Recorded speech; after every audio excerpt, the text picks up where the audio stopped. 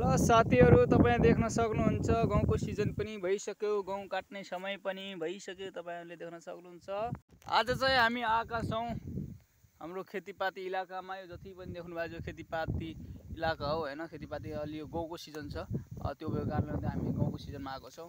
यो चाहिँ हाम्रो चाहिँ यो गहुँ यहाँ चाहिँ पाकिसक्यो।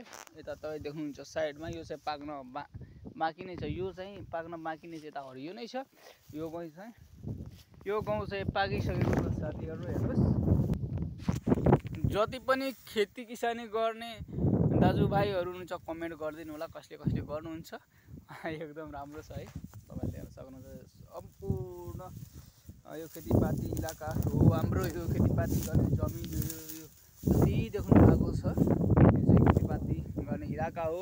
राम्रो गाउँ भएको छ यो पर्छ। सबैजनाले कमेन्ट गरिदिनु होला, माया गरिदिनु होला। तपाईहरु देख्न सक्नुहुन्छ साथीहरु यहाँ आन्टी पनि आउनु भएको छ चट्ट गाउँ हेर्नको लागि।